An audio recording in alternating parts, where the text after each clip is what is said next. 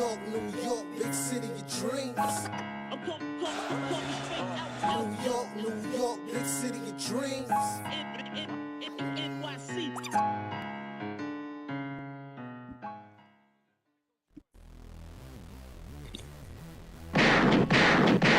Right, what's going on? This is Jay Ellis from Nick of Time Show. Here to give you that Knicks talk just the nick of time, and I'm spry and wait on this late night Knicks game versus Sacramento Kings. The Knicks beat the Kings 132-104, and we are going to talk about it all right? So let's get it.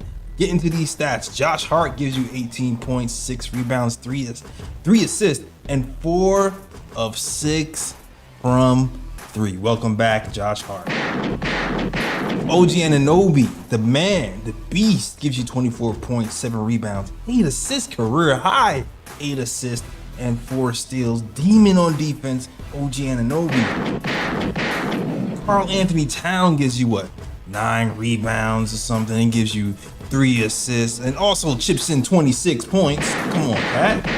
Mikal Bridges gives you 15 points, 8 assists. McBride gives you 21 points, 7 assists, 3 rebounds. I thought that man wasn't a point guard, all right? And Jalen even comes in and gives you 13 points and shoots, 3 or 4 from 3? The Knicks did their thing. They gave you 34 assists on the night. They gave you 51 rebounds, all right? They made 9 different Knicks, made it 3. I think it's tied for a record, a Knicks record. We've hit 22 for 40 from 3, tied for a Knicks franchise record from 3. The Knicks did it all. They played defense, they passed, they shared the rock, they played with spirit, they did the little things, and they beat the Sacramento Kings without their captain, Jalen Brunson. We're going to talk about it all right? But before we talk about it, I'm going to introduce you to our guys. First of all, it is the Latin assassin, my guy Lee Escobedo. What's going on, Lee? Glad to be back, Jay, after a wonderful trip to San Antonio to watch the Texas High School Basketball Championships, where my main man, David Peavy, head coach of the Duncanville Boys Basketball Squad, won his 4th state title in such years, 5 overall if you count the one the UIO stripped, and he heads one of the greatest basketball programs in high school in global history. So great to see them win another state title for 6A. I didn't watch much Knicks, so it's a great game to come back to. This was maybe one of my favorite offensive and defensive games of the season. A great one to return to my favorite team and my favorite podcast. Absolutely, man. Woo. Be glad you missed those other 2 games, right? And of course, you already know this our D1 baller, ex-D1 baller, Matt Nick fan, aka Ebony. What's going on, Ebony? What's up, y'all? Good to pie with y'all. This is my therapy. Nah, I'm just messing, but yeah. I've been on this pod talking about teamwork for forever. How ball movement, player movement, how it makes the game look a lot easier and a lot fun. And when you do that, how you keep players engaged. And today was fun. Today was a lot of fun. And all the players on our team look very engaged on both ends. So this was definitely, I can't wait to break this down. Yeah, and I'm not even really. I mean, there's a lot of great performances from Deuce McBride to OG Anunoby to Karl Anthony Towns to Mikal Bridges to Shamet to Mitchell Robinson. There was a lot of people you could highlight today, but because there's a lot of people to highlight today, I just want to talk about the team in general. Like Ebony said, when this team first got together, we were talking about how many weapons they have, and we need 30 assists to start to win some games and get some fluidity. You said something? Oh, no. Okay, to get some fluidity. We're talking about we need, 30 assists and pass the rock to get some fluidity on offense. And it seems like that's exactly what we did, even to a greater extent than what we did with the Clippers. I never really took that Clippers loss as bad because it was a back-to-back, because it was our first game without Jalen Brunson, without any practice. To me, it was a foregone conclusion that he's going to lose this game. But this is what happens when you have 2 days off. We have some direction. We have a solidified game plan. The Knicks got there and executed. They passed the rock. They cut. They played extremely fast, especially in the first half. And the defense looked better than most of the season. Shoot, even I even saw Cat playing some type of defense. I was like, okay, and you know what? We missing Jalen Brunson, but one thing I can say is, Deuce McBride is a superior defender. And if you can have that point of attack defense from Deuce McBride, and on top of that, he can give you, what did they give you today? 21 points and 7 assists. You're going to win games. If Deuce can give you 21 and 7, you're going to win games. That's just the way it is, because you already know the defense is going to be there. So I really love the way we played today, and I hope this continues. I think it's going to be a thing where the defense is just going to be there. It's just going to be a matter of whether we can consistently make shots or not. But I really liked what I saw today, for sure. I don't know who wants to go next. You want to go, Ebony, since you've been out. Oh, both of y'all guys have been out actually. So Yeah. Like I'm bursting, but I've heard pause. But Lee, I don't know, my guy Lee. You want to go first? Sure. It's great to come back and see that the guy I advocated for was added to the team in PJ Tucker. We are undefeated in the PJ Tucker era. I just dog, man. Loved what he was chirping at Josh Hart to shoot that mother effer. It's true. yes, Josh Hart needed to be more aggressive on the perimeter. He was looking real suspect out there passing on wide open threes, plays that were designed for him to catch in his sweet spots, and he was giving it up and deferring, and that was hurting our offensive sets and making us very predictable. 4 on 5. PJ Tucker giving him that earful is what this team really needs. It's the one type of personality I felt like this team was lacking, was someone who's not afraid to step over boundaries and get inside people's comfort zones and really attack their laziness or their tendency to get into out of rhythm and deferring. And I think he was much needed to be that mediation between Tom Thibodeau's game plan, that voice sometimes and get tired, and players can zone it out to help that translate into the locker room and hold everybody accountable 1 through 15. Loved the overall effort. I think one day this Knicks team, given time and continuity, will finally be able to merge the blitz curd offense and ball movement that we saw tonight with Brunson's heroics. Once we figure out how to mesh those two things, we will then be perceived, not by the mainstream media, but most importantly, Knit fans collectively as a true contender. We're not yet there. I think that could happen with Brunson's absence. It did guys like Bridges, who was very aggressive in the first half, and OG, who played a complete game, and Deuce Bride, who really showed that he's a starter level player in this NBA. This absence could let those guys rise to the top, and then Brunson kind of becomes the icing on the cake once the playoffs start. Or it could extend in that season where we finally hit that continuity. I hope it's this season. I think we have a talent and the players and the confidence for it to happen this season. But once it does, we're going to be absolutely unstoppable. theory about that too, about why. But I'll let Ebony go. I have a theory about why the Ye- assist dipped. But go ahead, Ebony. Yes. I got a lot, I guess, hot takes or whatever you want to call it. But I was feeling this game a lot, and it kind of opened my eyes. Not open my eyes, but like you just when you talk about team ball and maybe the team defers a little bit. You get what I'm saying? Like, so when in certain situations, go straight to this person. So when that person is not there, then other people are forced to be that person. That's why I've always said on this podcast how when injuries happen, I am never the person that be like, oh, super down, because now in my head, I want to see somebody else step up. Because you never know who looks that way in that position. You got to understand there's a pecking order when you play a basketball game. So then you got the guy, then you got the second guy, the third guy. You have the role players. So when there's somebody out, again, it's the next man up. So who does that? What do you look like when it's your turn? And so Yeah, that's why I hear a lot of people who I don't want to watch the Knicks until the playoffs.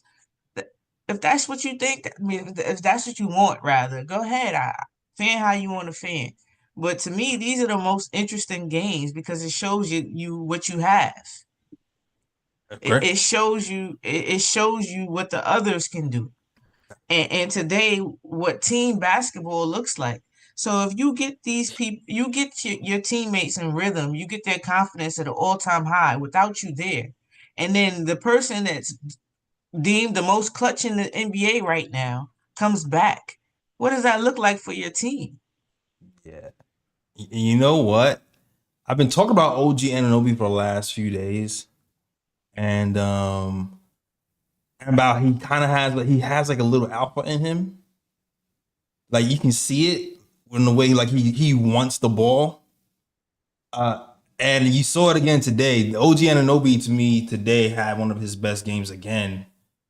Yeah, there's a lot of games you can point to this year. It's like, man, this is OG's best game too on both sides of the ball. I feel like I said that like 7 or 8 times this season. This is OG's best game, best side of the ball. But this one was different because there was no Jalen Brunson, so there was more opportunities to play make, and then he ends up with a career high 8 assists. Yeah, definitely OG. Again, I always tell y'all how I give OG and Mikal a little grace because they do so much other stuff. And then today you've seen OG doing so much other things from rebounding. Then he showed you that yes, I can create a little bit. I can create for others. Mm-hmm. Then he shows you that the dog in him, the competition, the competitive edge. He shows you this on great help defender. Oh my Yeah. goodness, excellent! It's crazy. Oh, It's he was. I feel like he was playing mental games with the Kings just so he can steal the ball. Like the like amount he of baits you. Yes, he baits you. He definitely does. the Knicks Knicks had 13 steals. 13. I think 13 OG steals. had 4 of them. Crazy, and it's crazy. It's fun. It's fun. It's fun. That's why people talk about ratings again. I don't want to go off board, but people talk about ratings is because defense is missing right now. Like the team aspect is missing right now. It's a lot of individual, no defense playing superstars right now. Right. And so when you get players that do it on both ends, you ready to go through walls for them as a fan. So and we saw that today. Team defense on a string. I mentioned again in another pod we just recently had how I help has been terrible. Today we was on a string. Yeah. Even Cat. Yes, Cat played. He played smart for the most part. Position smart For the most part, defense. yes. Yes, for the most part. He still has some laps. You get what I'm saying? But it was an improvement. I can see it. It was definitely an improvement. So like it just and then when you play team ball, everybody can eat. Everybody shines. Mm-hmm. So that's why I don't understand why we went to this so ISO heavy thing, and we have these weapons. Yeah. We have weapons. All right. I have a theory. I know I'm gonna pass you the rock. But since you brought it back up again, I have a theory of okay, so there was a time when we were all healthy and we was getting 30 assist games pretty regularly. And I think when OG went down and Precious got into the lineup, like 2 things started happening at the same time. Precious is a person who doesn't like to shoot. Josh Hart shooting started to decline. So then I feel like Brunson started to revert back because he's like, I got 2 guys on the floor not shooting. So it's back to 2023, 2024 season where I gotta create, I gotta make things happen. And then by the time OG and Mikal got back, he was like in the mode. He never switched back over to, let's get those 30 assisted games that was working beforehand. That's my theory. That's what I think was happening. But Fair. Yeah, I'm sorry. No, I'm done. That's my theory. Yeah, I got a theory too, and I don't know if it's toxic or positive. It's just how I feel. Um, Tom Thibodeau does his best work when he's forced out of his comfort zone. When he's forced out of having the person that he knows can do the most with the ball, he does his best work. And that's when he allows his players to be his players. We saw Mikal cutting, curling, moving crazy today, all over the place. We saw Josh Hart knowing that he has to shoot with no hesitation. We saw Deuce with the ultimate green light. And again, I'm going to mention about maybe deferring a little bit too much to Jalen Brunson, because now it's like, okay, I can't take this shot because he's supposed to take this shot type of vibes. You understand? So I think Tom Thibodeau does his best work when he has to be in the rap city, when he has to freestyle, when he has to trust others. Because we've been asking, and granted, it looks like differently because we was hitting shots today, but it was the type of shots we were getting today. Yeah. It didn't look hard to get good shots today. They wasn't hunting for a person. They was hunting for the best shot today. I don't entirely agree, but I'm gonna shut up because Lee hasn't talked in a while. This is a pretty good Sacramento Kings team of late. We know that they got better once Mike Brown was fired and Doug Christie took over. But in the last 7 games, they were 5-2. Granted, the competition wasn't that great. The 2 games they lost were very close games. One in overtime to, I believe, the Denver Nuggets.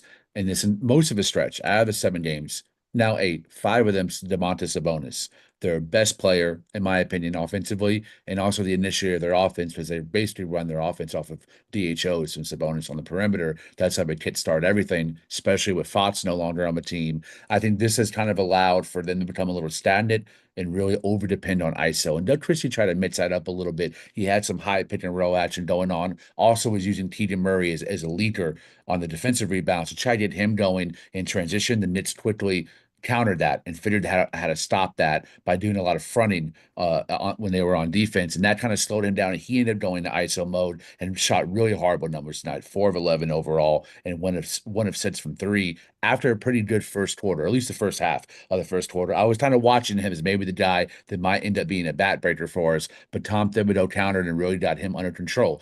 Also, Malik Monk, who's been their de facto point guard since the Fox trade, he was coming off a couple of game absence. He looked a little rusty, especially Darian Deuce-Bride, who I thought was really aggressive, not just aggressive, really smart in finding his spaces, really hunting Monk, who was trying to get off him and switches on the pick and roll off the ball screens, and Deuce was going at him. I mean, Monk can't navigate the way Deuce can. I've said it before, Deuce is the best ball screen navigator at the point guard position on our team and one of the best in the NBA. He was really attacking in the mid range, getting that beautiful jumper with that high arc from 12 to 15 feet out, but also pulling up on the perimeter, adding what we saw at the end of last year to a complete package. Given the minutes and the usage, I really believe he can be a high level starter, because that 3-point shot in movement, on catch and shoot, and on ball has become one of our best shots and most dependable shots in our offense. So it was really beautiful to see Deuce-Bride flourish a little bit this game as a playmaker. I'm not sure what he's done since Brunson went down, because I haven't been able to watch, but this game really opened my eyes to the full possibility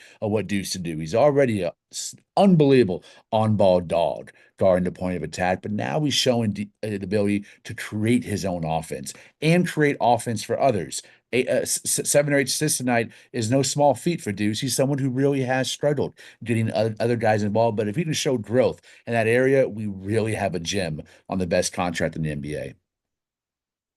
Yeah. Now, I agree. I've talked about a few times that the swing skill for Deuce this season that I keep seeing peak out is the ability to just kind of create off the dribble on contested shots. And today, like it was a couple. You see him create off the dribble in the mid range. You'll see him create and drive to the hole. You'll see him hit contested pull-ups. You'll see him hit contested 3-point shots off the catch.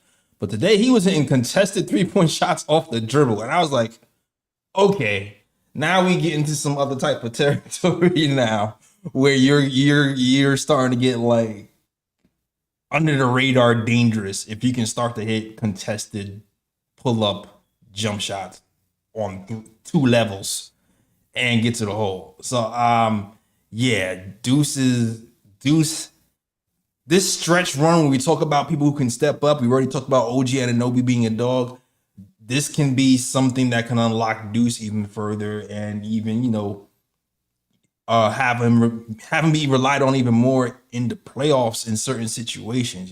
So yeah, Deuce looked pretty good today. Granted, it's the Kings. The Kings don't really have good defense overall, So you gotta take some of these But they things got with a a grain good of salt. But yeah, they got good defensive guards though. The Keon Ellis is no slouch. Keon Ellis So is no slouch for and sure. that's who was holding for a lot of the game. But Keegan Murray is also a very good defender. I thought he had some stretches of good defense tonight too on us. right. Overall, they're not the best defensive team. Right. But you can't deny that you've seen that development from Deuce coming since this season. And it seems like he's just stacking more skills on top of each other as the season goes along. So really, really, really happy with his performance. My favorite part of this game was finally for the first time I saw a team kind of like mirror our worst games where we just don't have a game plan and we stick to the same thing that's not working. You really saw the Kings do that tonight. They tried fronting Cat, they tried fronting OG, both of that failed. Both those guys were getting seals in the Denver spot and just getting easy buckets around the rim. They also started, I heard the Kings announcer saying this is the first time this season we've ever seen Carter, Jonas, Monk, DeMar, and some bum named Isaac Jones on the floor together. So Doug Christie was so discombobulated. He was throwing out rotations he's never even played this season. That kind of sounds like sometimes when Tibbs is like, I don't know what to do. So here's pressures at the 5, or here's 30 minutes to Landry Shamet, and he only shoots 2 times. Those really awful rotations that sometimes the Knicks could get themselves into. We forced another team to get into that. And that was kind of great. We got them lost in rotation. We got them busted on pick and roll. They were really terrible at closing out tonight. Those are things that I like to see the Knicks cause on the offensive end because it leads to steals, it leads to transition points and easy opportunities for us on the other end. Facts on facts. Yeah, I agree. And it leads to a career night from 3. 9 Knicks made a 3 tonight. We shot 22 of 40 from the 3 tonight, with the second most threes in franchise history tonight. Everybody was getting involved. Josh Hart hitting threes, Anunoby hitting threes. Cat looked more comfortable because the ball was swinging, going inside to back outside, and he's getting standstill threes from the top. Shamet is looking like Shamet from last year from 3. With the movement threes off the curl. Mikal Bridges even caught a 3 at the end. Yeah, it's offensively, it was beautiful. It was looking like poetry out there today. It's great. I'm loving what I'm seeing. And especially because after All-Star break, we've been shooting 31% from 3. So to explode today without our best player, we were supposed to we had 92 points the last game. That was the second lowest points we've ever scored this season. 92 points. So to go from that to 133 in regulation, while at the same time holding a team to almost 100 points, is pretty damn flawless, if you ask me. That's how you respond without your superstar. Facts. In fact, can I respond about Deuce real quick? Yeah, go ahead. Before we move on. Mm-hmm. Yeah, Deuce. He every year I remember. I don't know if it was one of you guys. I think it might have been about how Emmanuel Quickly was expendable because of Deuce. Yeah. Because we knew what Deuce can do. And I've been a Deuce fan since I seen his draft video. And he was telling basically the Leon Rose that they wouldn't regret, that he's gonna work hard.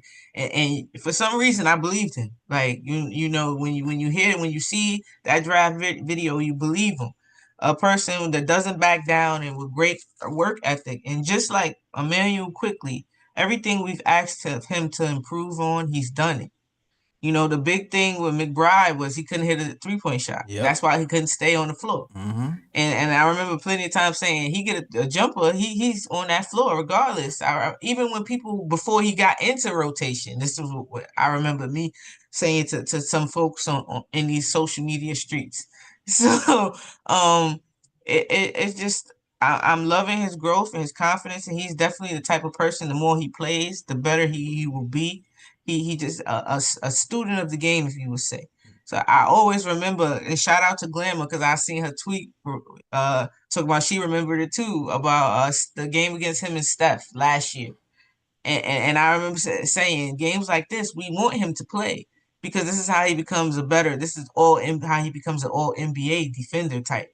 Yeah. Playing against these type of players, all he has to do. Now I'm asking Deuce, all I need you to do is to get a layup package. You get a layup package, Deuce. You getting that money. You like get a layup package and you getting the money.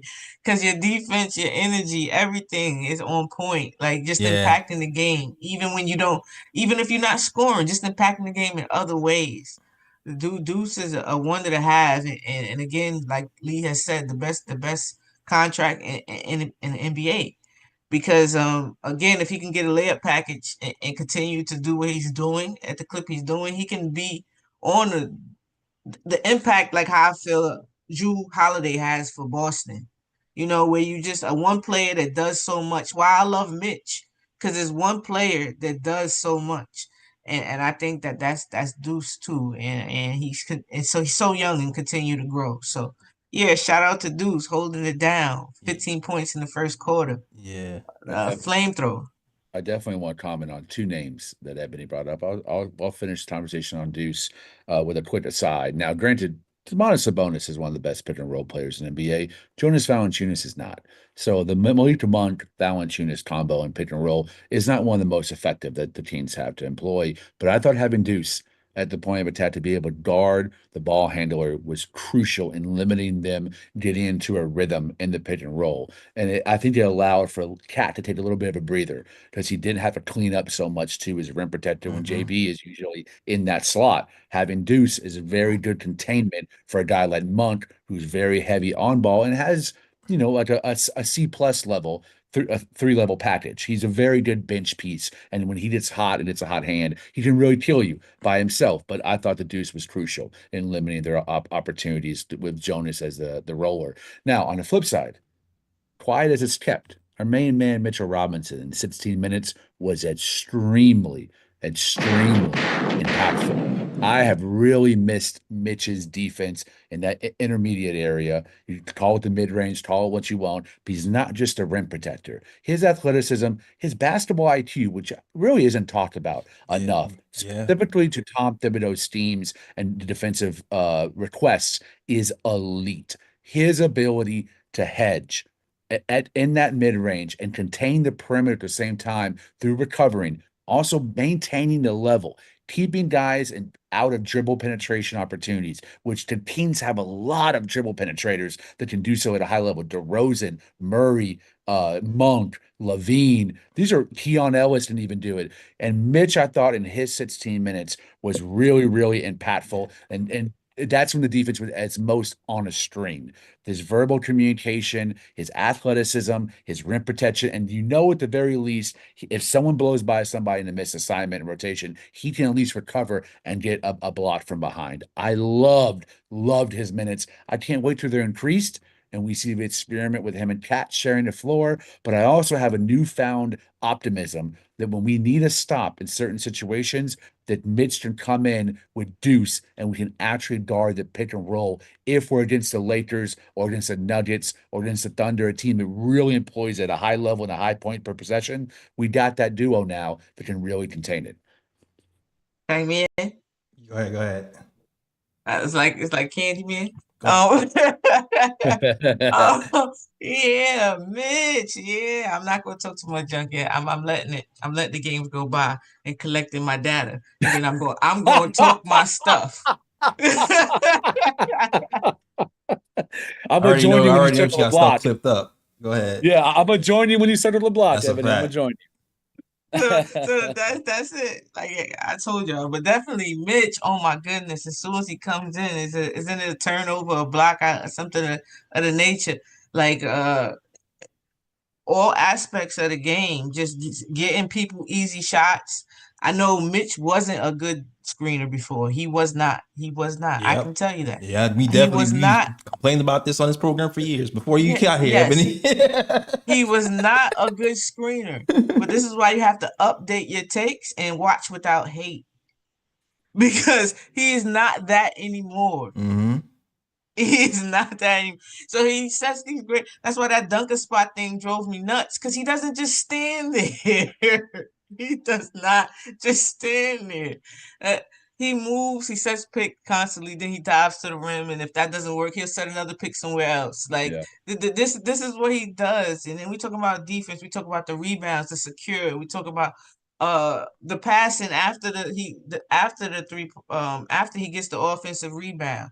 Like just making it aggressive, people having to think or try harder. I know Levine tried today and he got bottled up. Mitch fouled them. But again, nothing easy. Nothing easy. Mitch is answering all the questions I heard the whole time that he was hurt.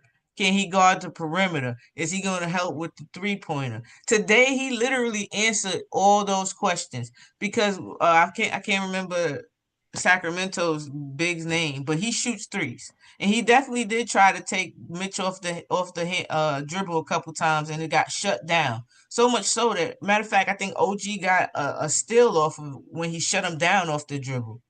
OG playing the passing lane gets a steal and a dunk. Mm.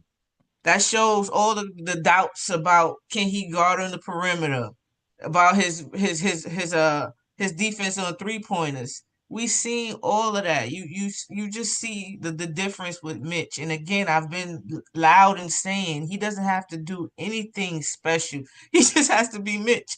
And that's easy for him. He can be Mitch. Yeah. I'm just so happy to have him back. Me too. Yeah, I'm not gonna hold you. Well, first of all, OG had 5 steals today. Mitch played 15 minutes and 54 seconds. This is the most minutes he's played since he's been back, by the way. He had 5 steals and 5 rebounds. Let's go. In 15 minutes and 54 seconds. Okay. What was his plus minus? His plus minus, he's a plus 26. Everybody's plus minus is ridiculous. Like everybody Makes sense. Highest plus minus, Josh Hart 29. He was great. Mikal Bridges 29. Deuce McBride 32. Mitch 26 are the highest plus minus of the game. Badass. Also, real quick, Jay, before you go, another thing he answered is a lot of questions about his hands, and I said you don't break the field goal percentage with no hands. That means they have to give you the ball. You have to catch the ball. yeah, Today he caught great passes up though. Weren't they pretty up? His hands look great today. Yeah. Answered a lot of the questions that people constantly doubted him with. Yeah. I'm done with that. Yeah, I've said that too. I was like, yo, he had like the field goal percentage record for the entire NBA, not like the Knicks, the NBA. So I was like, I think people aren't processing the ball enough, but like that, I don't think it's just. But that's neither here nor there. Another thing I want to say too, like, I don't know if it's the weight loss or what. He looks better on the perimeter this year than last year. Yeah. I can agree with it with the weight loss. He's more agile. He looks more sprucey. And again, that was my concern was I was hoping he didn't lose the lack of strength because that was what made Mitch because he didn't have to overcompensate with the strength. He can use his strength to not jump for everything, you know. So I was hoping, but then I thought about it. The game slowed for him. I seen it the year that he played. It's definitely slow for him. And I seen the likes of last year, him being in front of Giannis. I remember him shutting Giannis down so much that Giannis had to shoot threes. It just happened that game Giannis was making those threes. Right, I remember that. But he had him shooting threes. So it's been a process. He's improved literally every year. But again, people dismiss the small things, what they think of the small things in basketball, and they just kind of overlook it. But now we need him, and it's like people watching and they see. It's different. Like we need you. No, oh, okay, I see it now. But this is what Mitch has been doing. He's been growing and adding to his game for years now. Yeah, I feel like I wanted him to gain weight for one particular person. That was Joel Embiid, and now Joel Embiid is out the picture. Really, like I don't know what he's gonna be next year. I don't know what's gonna happen. So to me, it's just like that's the really one guy I was worried about. Where I feel like he needed the weight. And even right now, he lost weight, but I don't feel like he lost so much that he's just like some fragile center. He still might be able to hold his own still. So Now he's definitely holding his own. I see him, and one of the most underrated things that people really don't talk about, especially about last year, was Mitch was lead was I think he was leading the league in steals at one yep, time. won the game. So At so at the this is what center I'm saying. spot. Yeah, Yes, he was improving, definitely improving just in his perimeter and moving and defense. He's been improving. The game's slow for Mitch. Yeah. It's definitely slow for him. He sees things. You hear him on the court talking. You hear him telling people this and this and that. So I'm extremely confident in what he can help do to this team because his skill set is a team player. agreed. I would also argue he's gotten better at reading plays and playing passing lanes. He's able to pick up on telegraph passes. He's catching a lot of those in that mid-range zone too. When the pass is going to be set up to the shot, he's reading it and catching it, and he's actually throwing decent advanced passes to guys who are running down court for easy layups on the other end. So major props to Mitch all around.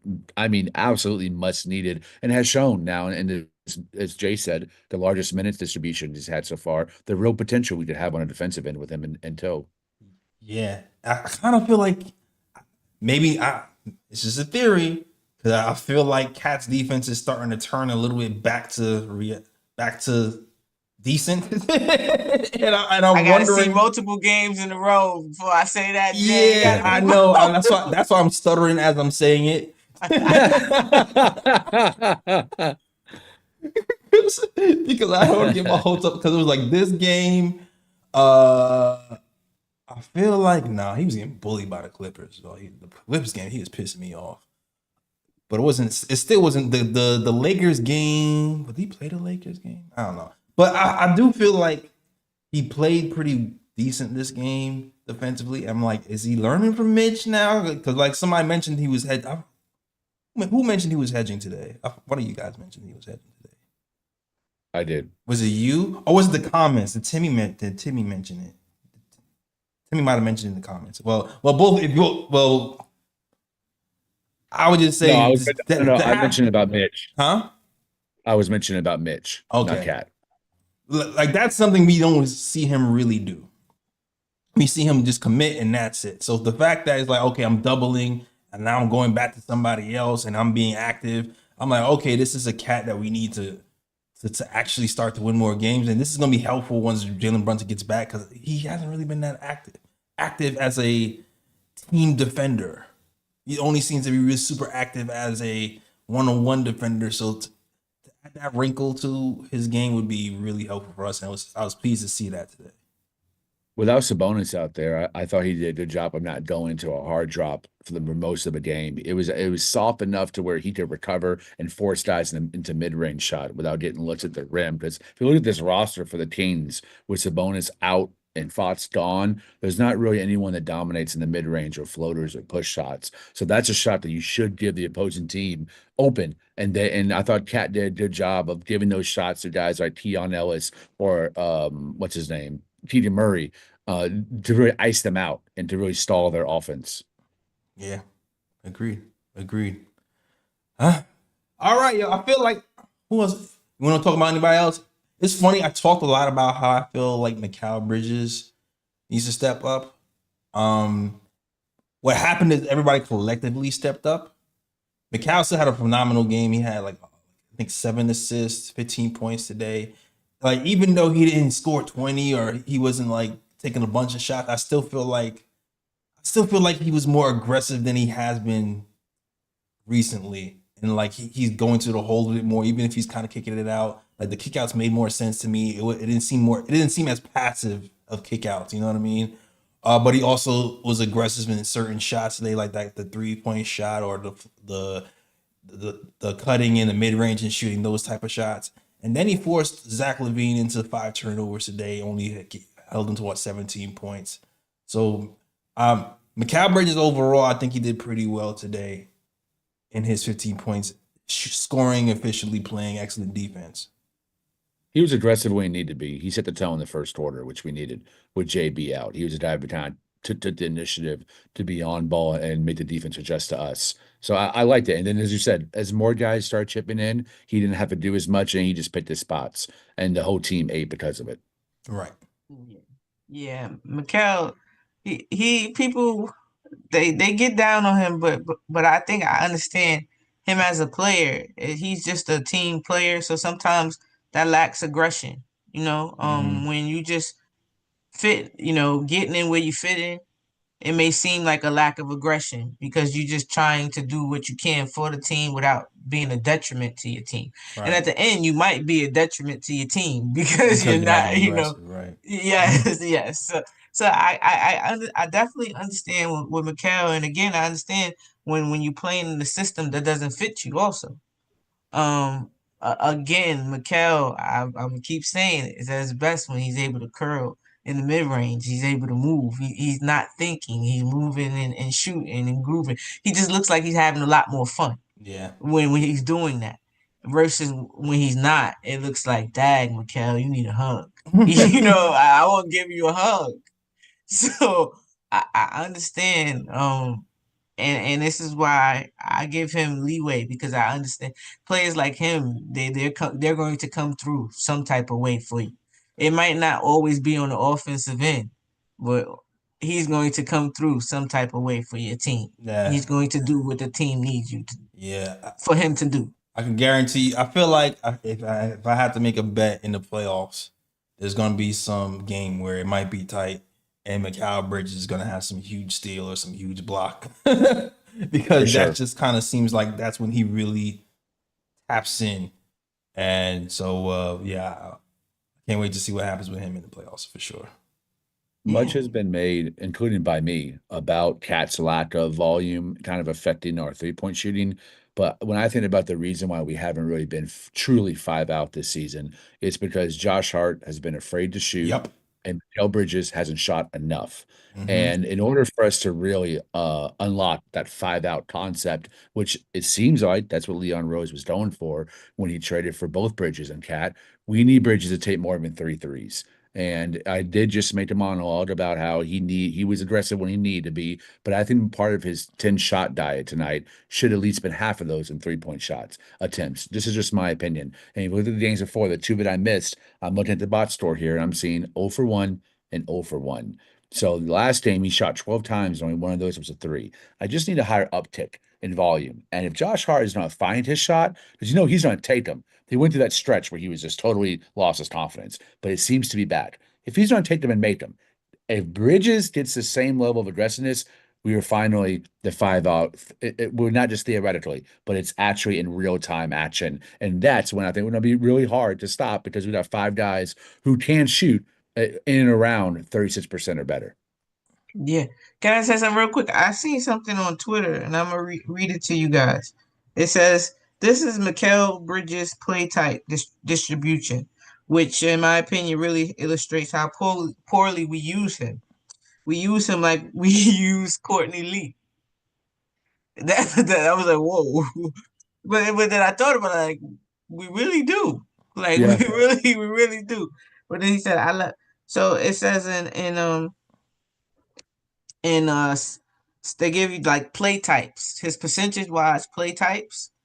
So you have spot up, transition, cut, pick Mm. and roll, ball handler, handoffs, and off screens. All right, and it says his like percentage rank. You have 52% for spot up, 73% for transition, 61% in cutting, 27% for pick and rolling as a pick and roll ball handler, which we do a lot.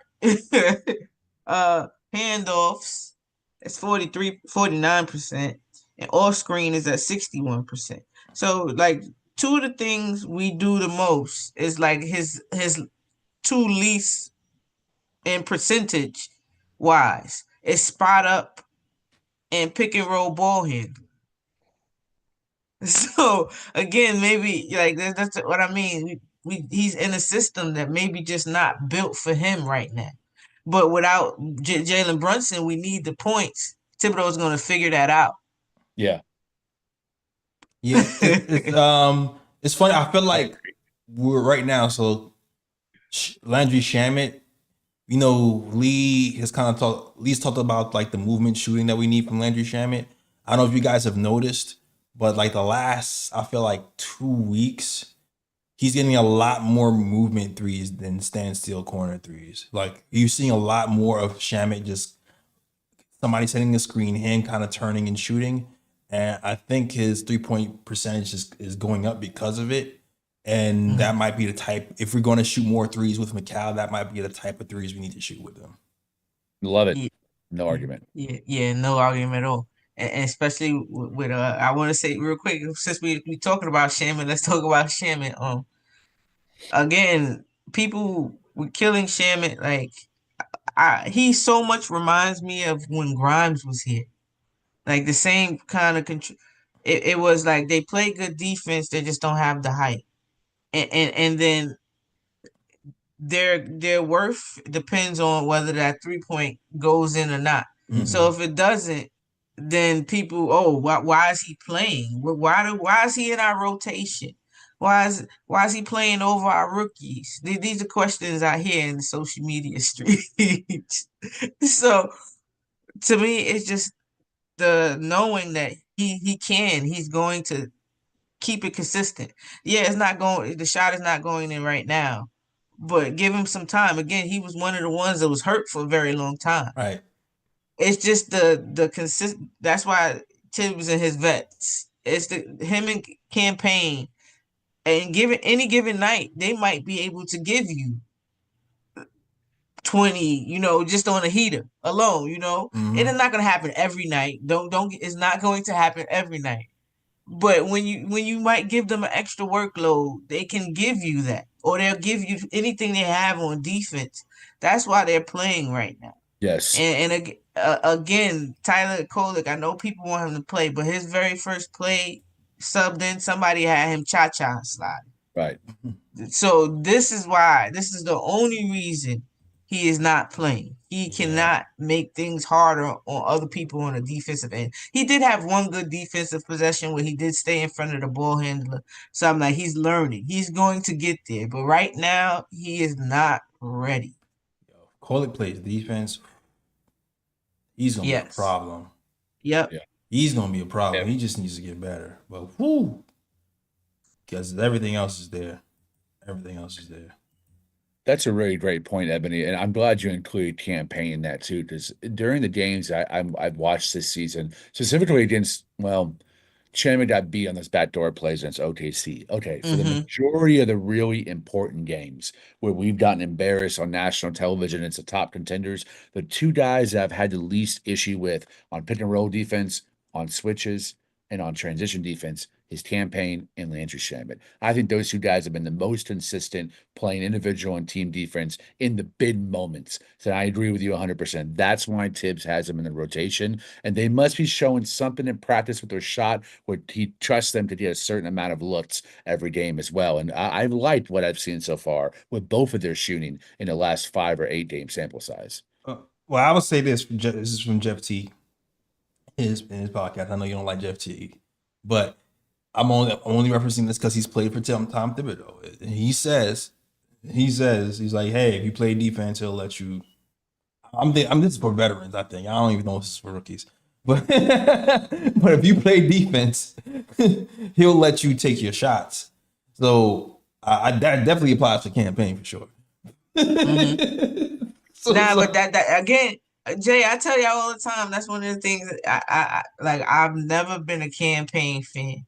Like I went to Philadelphia when he was part of the 76ers, and the people next to me would tell you I've never been a campaign fan. Like, but I know he's the type that you hate him when he's not on your team, but love him when he is. Like I already know the type, and he is one of those. And I could honestly remember Cam just hitting shots when it mattered. That's a fact. Especially in the playoffs. Like for the 76ers, he hit some big shots. And that's what you want. Just somebody, when the number is called, they're ready. That is it. At the end of the bench, that is what you want. When you need them, for them to answer that call. And right now, we're getting a little something. You got Deuce, because he's starting now, but eventually he'll go back to the bench probably. So you got Deuce coming along. You got Campaign doing his thing. You got Shamit coming along. Right. I'm starting to see. I don't know what's going on with Precious. Ever since he said his defense elite has been real mid. But He only played 5 minutes that, today. yeah, we got some stuff going because DeRozan was cooking him barbecue chicken. Yeah, that's my only flaw, con of the game, I guess you want to say. Precious, he was getting cooked. He was getting chewed up. Damn. Oh, I mean, bruh. my bad. Not chewed up. Okay. Chewed up. He was. Oh God. Okay. But yeah, that's probably my only like tag of the game was Precious and Cat. After coming back from Mitch and going back, Precious and Cat, it looked totally different. Didn't look good. It Nah. didn't look good for a little while. Nah, So Precious and chewed up didn't. is fucking, it's classic.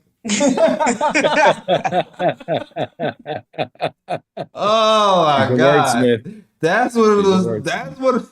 that's one of those sayings that can make their rounds around Knicks Twitter. For sure. Oh my God. Okay. In fact, he was making him dance. He said, "Move them puppies." It wasn't good. It wasn't good. And again, I like Precious, so I hope he figures it out. But Me too. you understand why why why he's in the predicament he's in right now. You see it. I hope because we need him. He's a Swiss Army knife. Something you can combat different smaller people with. Well, certain smaller because their name is Jason Tatum or DeMar DeRozan. Don't do it. Don't do it. Yeah, don't do but, it. I hope he figures it out for real. Me too. There's no bigger Precious and Truest staying on the podcast than me. But these last week, I mean, ever since we signed Marjon Beauchamp, I've been like, man, I'm okay with some Beauchamp minutes. So I mean, if Precious don't play this way and be absolute cement hands, let's see what Beauchamp's got, man. I saw the 3-stroke is pretty good. Pause. He's got good form. That last one that hit, I was like, hey, maybe he did some man sense game, but probably not because it's Tibbs. Yeah. I mean, plus we have more interest in Precious at this moment. Beauchamp is going to be a future thing if he's around anyway. I like him. I got high hopes for the kid. Yeah. Like Beauchamp, you know what I always remember? Like he's instant offense. He can be instant offense. But I remember that when we played Milwaukee, he kind of torched us. I think it was one of the last times we played when he was on that team still. And the way we got him off the court was we attacked him. So that's probably his only why he's not really on, kind of like Tyler Kolek, why he can't stay in a role or a team, because on that end I believe it's some troubles. But I like him as a player. His offensive game is he can get on the heater. All right, so good Knicks win, great Knicks win. I'm gonna mention somebody else though. The unsung hero of today's game didn't play a single minute. All right, and his name was PJ Washington. All right, PJ Tucker. I'm sorry, I need sleep. Shout out PJ, man. I told you, Jay. I told you, man. Nah. Shout out you and Lee. You and Lee. You definitely, because you think about players to help the team, but then you guys said something to me during the pod that definitely made a lot of sense. It was just like that's player is not playing. Yeah, like that spot is not playing. Yeah. You need somebody in that leadership, the toughness role. You need somebody that way, and you just see his energy in the first game. You got Josh Hart pointing at him. He telling Josh Hart to shoot that thing. Exactly. He said it. He said it in other words. He's us. Damn it. I'm trying to keep it PG-13, but you see the impact. And again, basketball is a simple sport, but it's a team sport. So you need all these roles. You definitely do.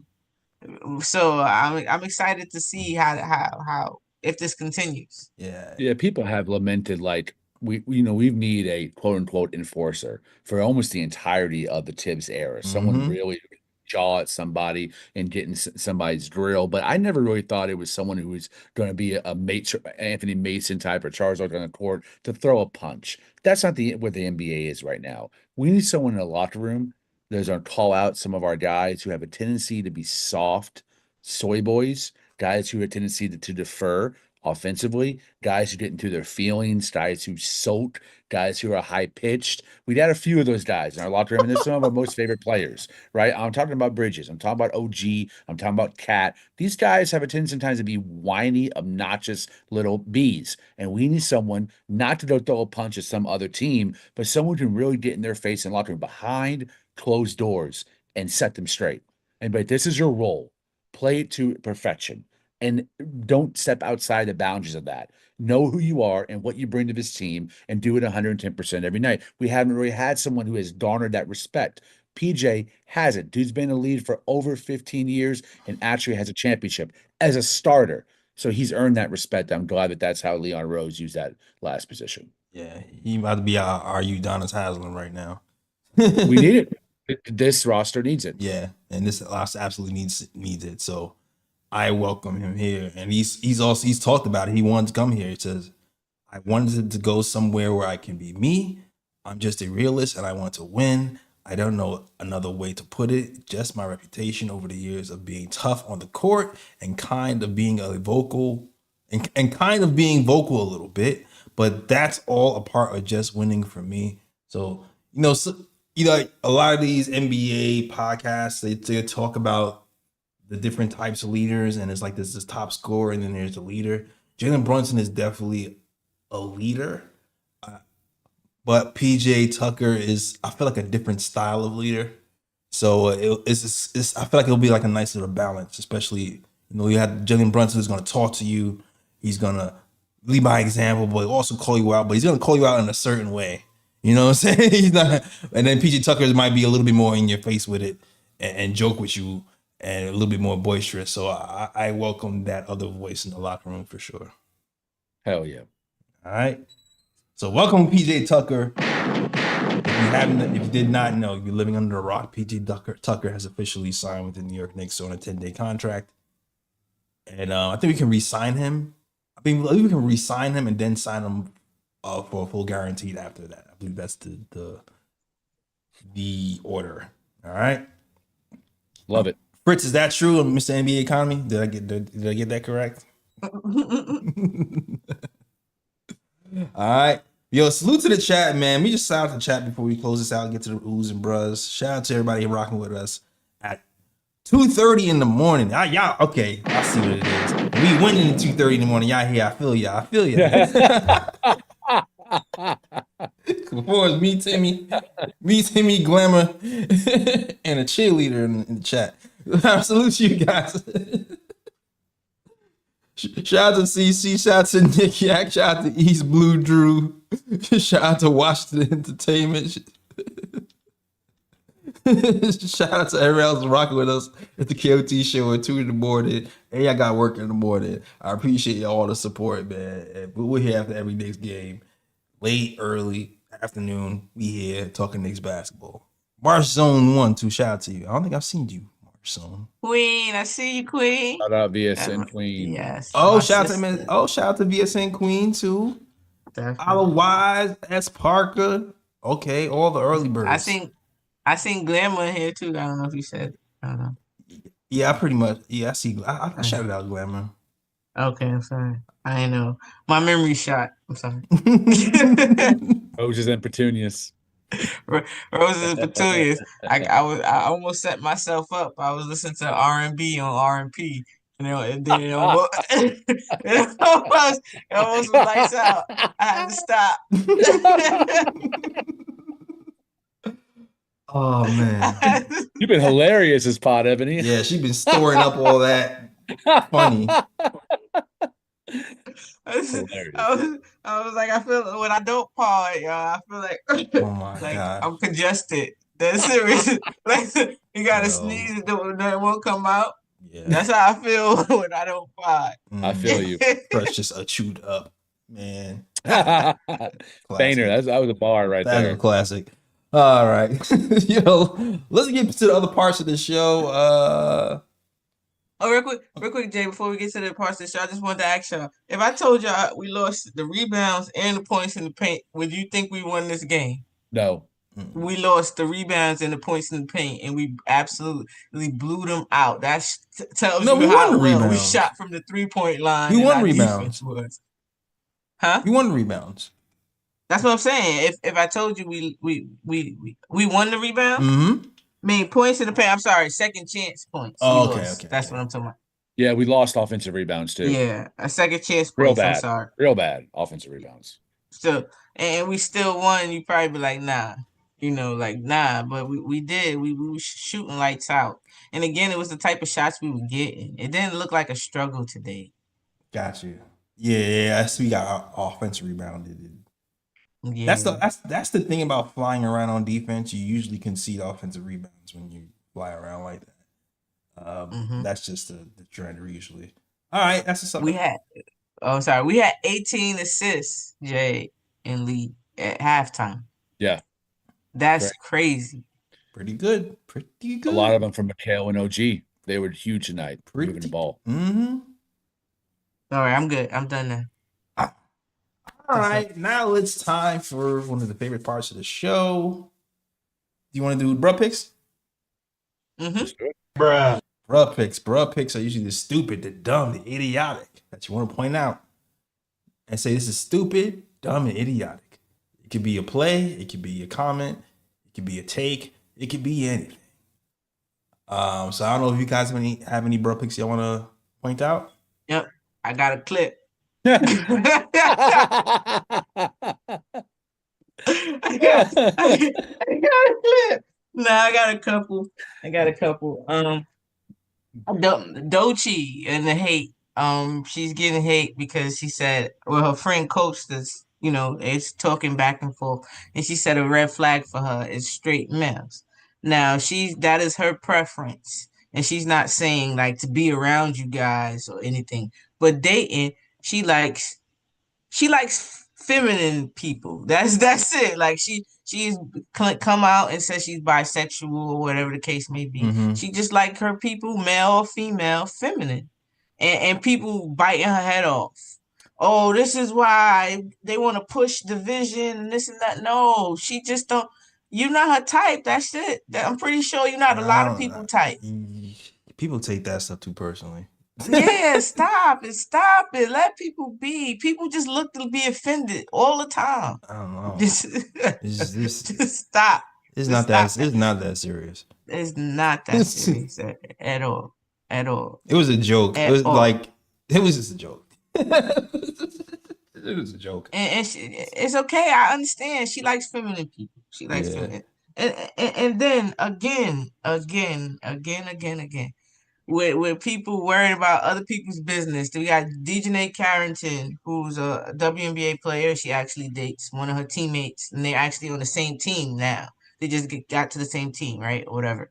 So they asked her I'm laughing at Pick's comment. Sorry, not what she was saying. Oh, it's all right. They asked her if she likes girls, because she's in a woman's relationship, and she said she didn't. Again, people biting her head off, going crazy. I understand, read between the lines. This might have been her first female relationship. You don't know this lady. Like maybe she's dead ass telling you the truth that she really wasn't into girls until this one lady came across her and she said, okay, I'm with it. Like leave people alone, y'all. Worry about yourself. Yeah. That's the common theme here. Worry about yourself and your mental health.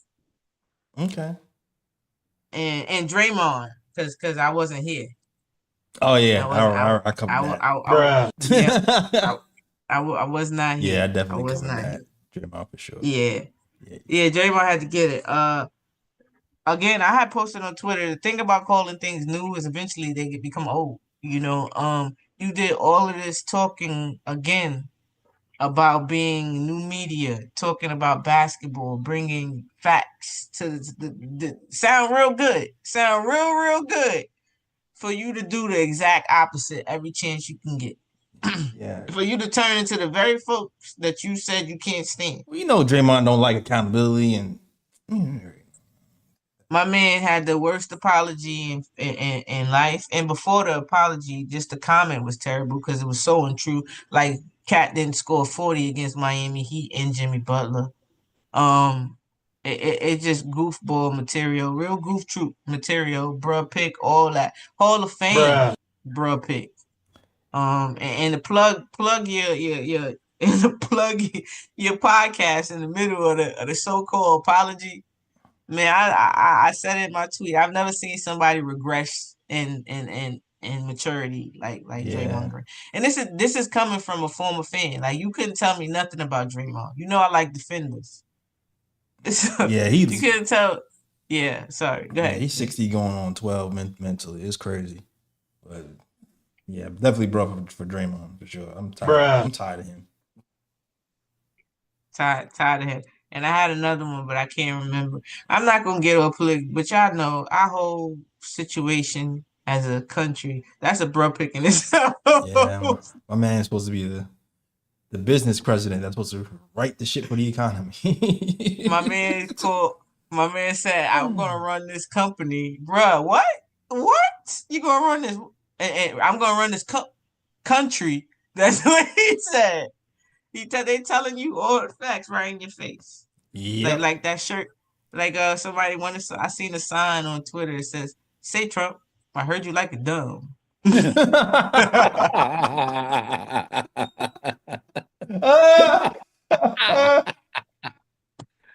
Oh shoot. All right, dead.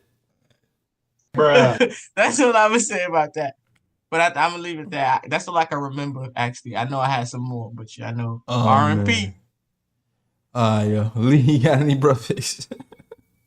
Yeah, I got two ooh pits and a bruh pit. Over the last couple of days, had great opportunity to watch tons of college ball, both men's and women's. Two sports I do not follow, like I do high school and professional, but I did see a great performance by one of the few female ballers I really enjoy watching consistently, which is Juju Watkins.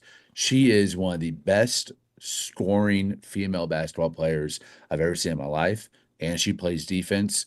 And she's a solid rebounder. She dropped 29 points in a loss to UCLA. UCLA is a very good team too. So that was a clash of the Titans. Yeah, the women's game is better than it's ever been. I remember turning on in 01, 02 and being disappointed at the level of athleticism or physicality. But now the handles and the passing, the IQ, the ball awareness, the playmaking, all of that is at a really, really high level.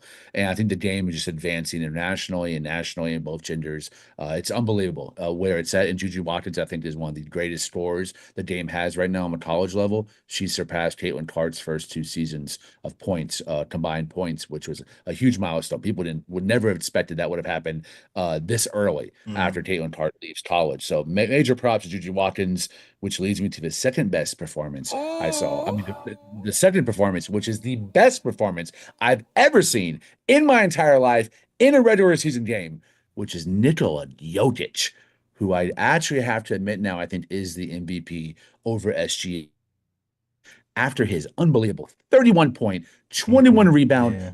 22 assists, and three That was steals crazy. in a win in overtime against the Phoenix Suns. I watched every minute of that game, and he's like two Luka Doncic's on top of each other.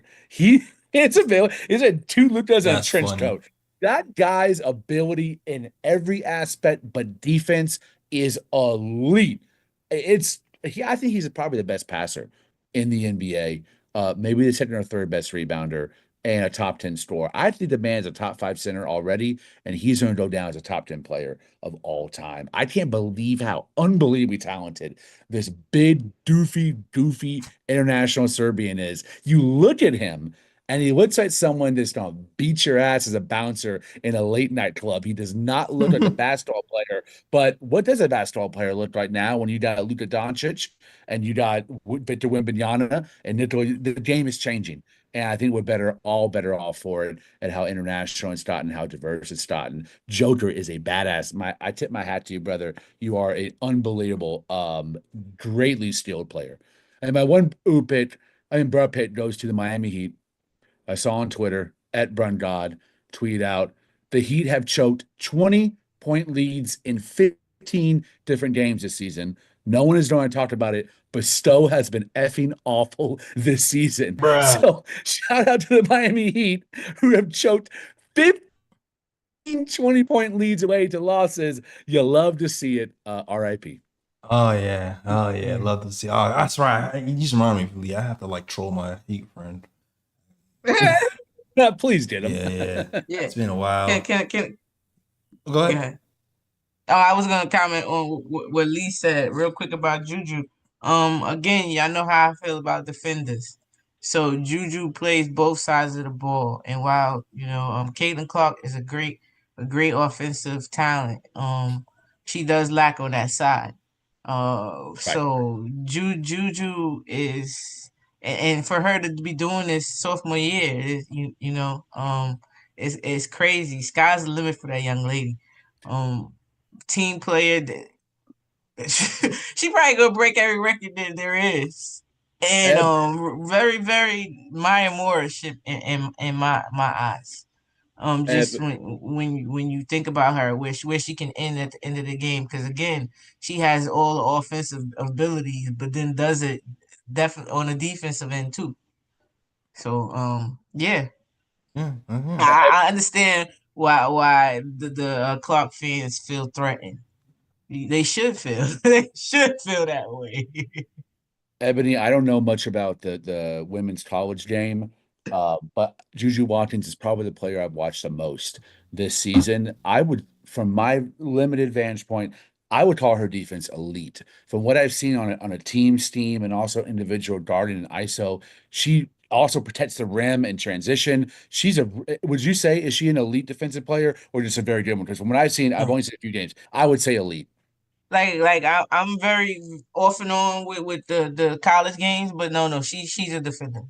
Okay. Definitely. I've been She's a hearing her defender. name Yeah. a lot lately. Check her Yeah, out. she has I believe she has the highest contract, if I'm not mistaken. I got to look that up, but I know she definitely does have a big contract with Nike. Dope. The She was on next Slam too. Yeah, she's on everything. Whatever State Farm, whatever she's there. Yeah. State Farm too. Yeah, but and also I wanted to say, I want to give a little credit. I guess a ooh pick. I guess shout out to Curry because off the piggyback off of Lee's comment about basketball players looking, the look. And I want to say that has to change, had to change really because of Curry. When you look at basketball players and you look at him, he's not what you would see as a typical basketball player prototype. Sure. And so now you have all these different ones. You can't ever judge a book by its cover because you never know the skill. This day and age is all about a lot based on athletics. So when you have people that are students of the game and very fundamentally sound, they stand out. They tend to stand out. And that's what Jokic is. And when you have people who believe in team first, that really stands out. And that's another thing that Jokic does. He knows that if he gets his teammates involved, he's a better version of himself. I just wish a lot more superstars or leaders of the team would realize that too. Well said. Well said. Well said. Well said. All right. Do I I had like a bruh pick, but it's such a long story. Do it. Man. I No, do it. As Ben Stiller would say. I was watching Do it. Gil's podcast with Kenyon Martin. He was telling a story about him and he had a run-in with Tim Thomas back in the day. Oh, I watched this. I was like, oh my God, this is crazy. And all you guys know as Knicks fans, there was a time where the Knicks Nets rivalry was like real. This is like before they came to Brooklyn. This is that was in Jersey. Right. And Jason Kidd and Kenyon Martin in particular, they hated the Knicks. And This era was crazy. This is why I was shocked when both of them became a Knick, and I was kind of like looking at them weird. I'm like, y'all for real? Like the Ops is on the Knicks and we on cheer? Like this feels weird. But he was telling a story about how the Nets beat the Knicks in the playoffs, and Tim Thomas was playing him, and he said Tim Thomas got fouled by Jason Collins. And Kenyon Martin, he blamed Kenyon Martin for the foul, even though he was like, yo, I had nothing to do with it. That was Jason Collins. Da, da, da, da. And I guess Tim Thomas got upset about it. And the next day, he talked about how the media was asking him about the incident. And he was like, yeah, he's going to put hands on the Nets players. And he's like, and it was like, well, Kenyon Martin's on that team. He's like, so I'll put hands on Kenyon Martin. And Kenyon Martin, everybody know Kenyon Martin. Kenyon don't play. Kenyon does not play. So he's from my neighborhood. Yeah. He's from Dallas, as I learned from this breakdown. So Knicks lose, and actually Kenyon trolls Tim Thomas. Because the paper had like a pic. They did a story on Tim, and they had a photo of Tim Thomas on the back page that said "Whiny Tim." And Kenyon Martin knew the paper was going to ask him about him saying he's going to step to him, and he pretended like he knew nothing about it, but he taped that picture of Whiny Tim on his jersey and was like, "What do you mean? I don't know what you're talking about. Just trolling him." So the game's over. The Knicks lose. I guess things was happening behind the scenes, and it seemed like Tim Thomas got touched. From Kenyon didn't want to get into detail, but it looked like Tim got touched behind the scenes at a club, and then also in Dallas, where Kenyon Martin is from. It seemed like Tim Thomas got touched in Dallas, and Kenyon had to call the dogs off him because it was getting too real. So it got a little crazy. And I guess after that, a rumor came around that's where Tim Thomas said that he smacked Kenyon Martin. And then Kenyon Martin was like, do you feel if Tim Thomas smacked me, don't you think he would have heard that? Somebody, actually an NBA player, told him that. He's like, hey, Tim Thomas said he smacked you. He was like, what? What did NBA? If somebody smacked me, do you think you would just hear about it from him? You wouldn't hear from anybody else? Like, there's no way. He said, put me in the room with him and let's see who comes out. That's what he said. That was the very first playoff series I ever watched. That was your first playoff series you ever watched? Oh my God. 2004 was my first. I watched right after. I know, brother. I know. I've only known pain. And you're still a Knicks fan. I'm still a Knicks fan. That was the first one I started watching in 2002, and that was the first time I watched. And I loved Kenyon Martin because he was from South Dallas, same neighborhood as me. He was one of my favorite players, even when he was a Net.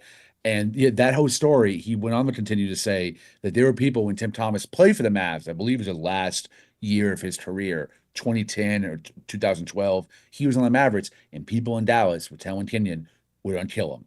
Like, literally, where Kenyon is from, our neighborhood is one of the, at the time, when Kenyon was growing up in it, and I was a kid, it was the most dangerous city in the United States. Oak Cliff was murderer's row. That's where Kenyon was born and raised. And his posse, his people from his neighborhood, his friends, his family were like, we're going to smoke that mother effer out. When he's on the Mavs, we're going to find it. We're going to clip him. And he was like, chill, bro. He said Tim would have gotten really touched. Pause. If it wasn't for Kenyon stepping in and saying, it's all good, don't worry about it. Because Kenyon never really feel like, I watched the same podcast as you, Jay. He never really gave a shit. If he would have given a shit, you don't know where that would have went. Yeah. But he didn't really care.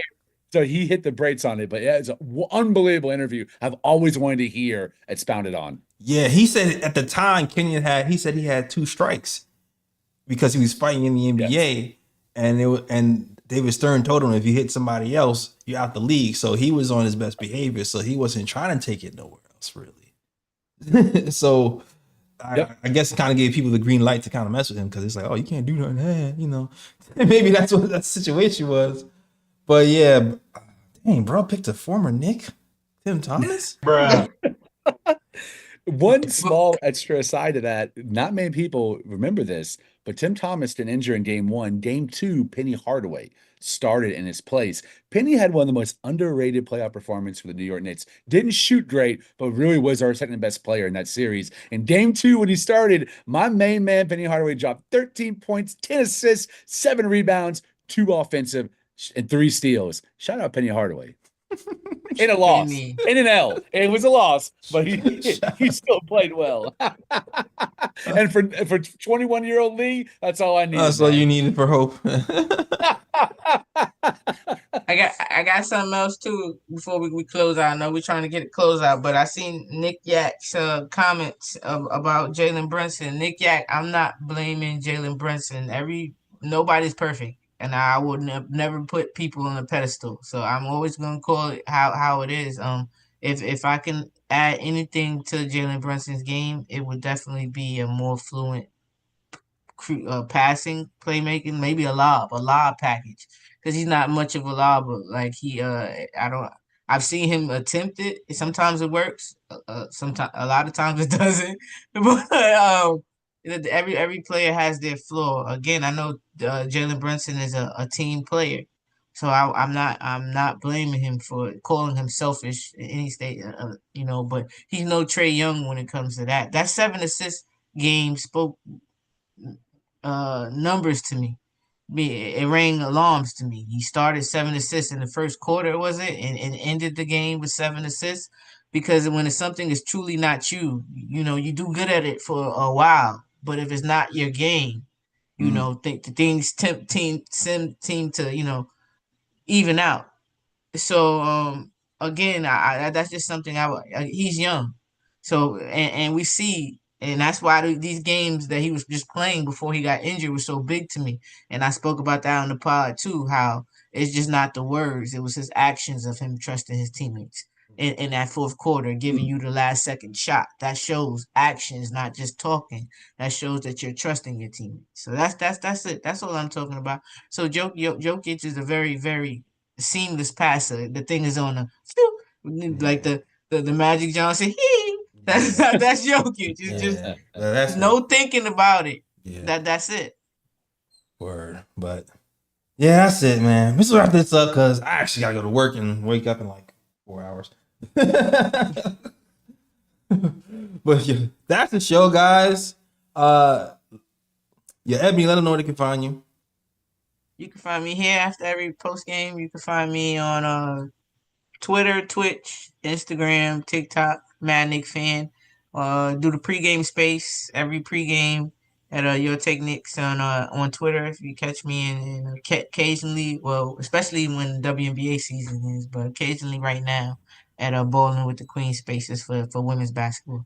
All right, salute. All right, Lee, let them know you can find you, sir. At Twitter _Lee Scobedo, LeeEscobedo. Got a piece coming out for Texas Monthly this week or early next week on what the UIL tournament means to my father and I after over the last 21 years going. We went to 19 at 21 of them. One we missed because we got in a fight, and another one because of COVID. So we have gone to all the other ones, and that tournament has really been the foundation for our relationship. So Texas Monthly allowed me to write a really long essay on how basketball has impacted my life and impacted my relationship with Pops. And also was invited while I was down in Austin to the awesome Alienated Majesty bookstore. Very weird bookstore. It carries very weird books. Perfect for me. I picked up Austin writer Alex Osmond's Scandals, a bunch of trailer park poems about being broke, being poor, stealing, robbing, holding people up, and trying to live life as a young punk in the form of poems. They're really beautiful, really short, very punky, and really stupid. So I picked up Scandals by Alex Osmond, a great Austin writer. Shout out my Texas writers. All right. That's what's up. Yo, that's the show. Thank you guys for watching. You can follow us at a couple places: the KOT Show on Twitter, Nick Time Show on Instagram, the Nick Time Show on Facebook. You can also find us on TikTok as well If you want another type of experience watching the KOT show, go ahead and watch it on TikTok. All right. That's the show. Thank you guys for watching. If you please hit that like, subscribe. Don't forget to comment too. After the show ends, getting those comments will help the algorithm. And thank you guys for watching. We will be back next game versus the Portland Trail Blazers. Chauncey Billups is doing a good job with that team, man. They coming along. Yes, he is. Coming along. So Yes, we might have to work a little bit to get that win there. But confident in that team, confident in our team that we can pull something together. All right. That's the show. Thank you guys for watching. Thanks, AP. Thanks, KP. Glad you can enjoy the show late night at work. All right. So catch us next show. And as always, shout out the worldwide West. Everywhere we go, we leave a worldwide mess. It's a mess out here in these Knicks streets. That's the show. We out of here. Peace. York, New York, big city of dreams.